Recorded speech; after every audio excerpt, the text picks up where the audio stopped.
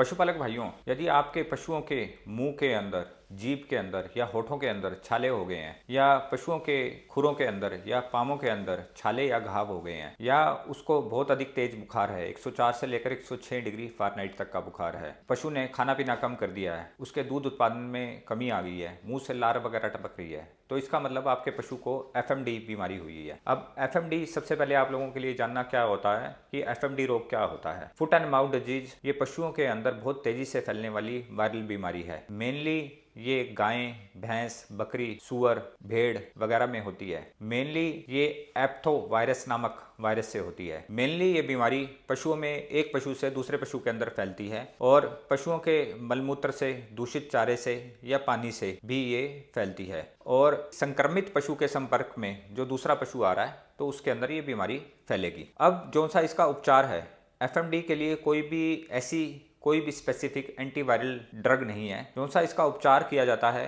वो लक्षणों के बेस के ऊपर किया जाता है। मान लो पशु को बहुत ज़्यादा तेज बुखार है या दर्द है तो उसके लिए हम बोविरलीफ एफएम इंजेक्शन आता है, तो उसको हम 10 ml लगा सकते हैं, आईएम या आईवी लगा सकते हैं, मास्क में या नस में लगा सकते हैं 3 से 5 दिन तक बुखार और दर्द के लिए। और पशु के अगर मुंह के अंदर जो छाले हो गए हैं तो उसके लिए आपने क्या करना है, पोटाशियम परमैंगनेट आती है, लाल दवाई आती है, उसके घोल से पशु के को दिन में 2 बार कुल्ला करवाना है। और साथ में आप पशु में के मुंह के अंदर लगाने के लिए ग्लिसरीन या ब्लोरोग्लिसरीन आती है, तो उसको भी आप यूज कर सकते हैं। और खुरों के जो से छालों के लिए आपने पशु के खुरों की लाल दवाई वाले पानी से या 1% जो सा कॉपर सल्फेट का सोल्यूशन आता है उससे आप पशु के पामों की धुलाई कर सकते हैं। और साथ में आप बफली वेमएस आता है, ये 50 ml आपने सुबह और 50 ml शाम को आपने अपने पशु को देना है। ये 10 दिन तक लगातार देना है। ये पशु को फिर से उसके दाने चारे के ऊपर लेके आएगा। और साथ में आप बेडजाइम एक्सल पाउडर आता है, ये भी आप 10 ग्राम सुबह और 10 ग्राम शाम को अपने पशु को दे सकते हैं। इसको आप 50 ग्राम गुड़ के साथ दे सकते हैं। और साथ में सेकेंडरी बैक्टीरियल इन्फेक्शन को रोकने के लिए आप जैकमोक्स एसबी इंजेक्शन आता है, ये 4.5 ग्राम का इंजेक्शन आता है। ये आपने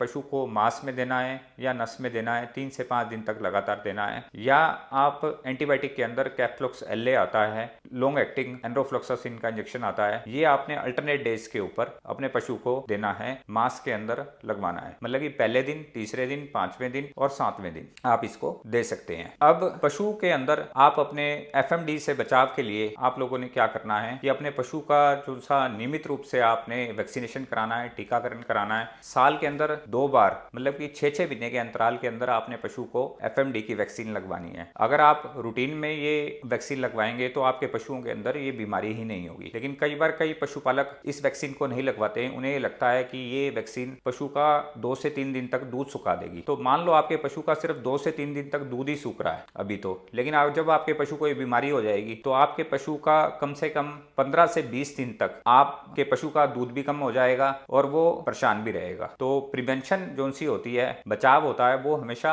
ट्रीटमेंट से बेहतर होता है। और साथ में अपने नियमित रूप से जहां पर आप अपने पशु को बांध रहे हैं वहां की साफ सफाई रखनी है। और लाल दवाई वाले पानी से या गेंडा फिनाइल से आपने पशु को जहां भी बांध रहे हैं मैटों की साफ सफाई रखनी है। डेयरी के अंदर किसी भी पशु को अगर एफएमडी हो गई है तो आपने उस पशु को दूसरे पशु से अलग कर देना है। और जब भी आप अपनी डेयरी के अंदर नए पशु को लेके आए तो उस नए पशु को आपने 1 से 2 हफ्ते तक दूसरे पशु से अलग रखना है। तो आपको ये जानकारी कैसी लगी आप हमारे कमेंट सेक्शन के अंदर जाकर आप बता सकते हैं। और पशुपालन से रिलेटेड ऐसी और अधिक जानकारी के लिए आप स्क्रीन पर चल रहे नंबर से संपर्क करें या हमारी कंपनी के चैनल को सब्सक्राइब करें या फॉलो करें। धन्यवाद।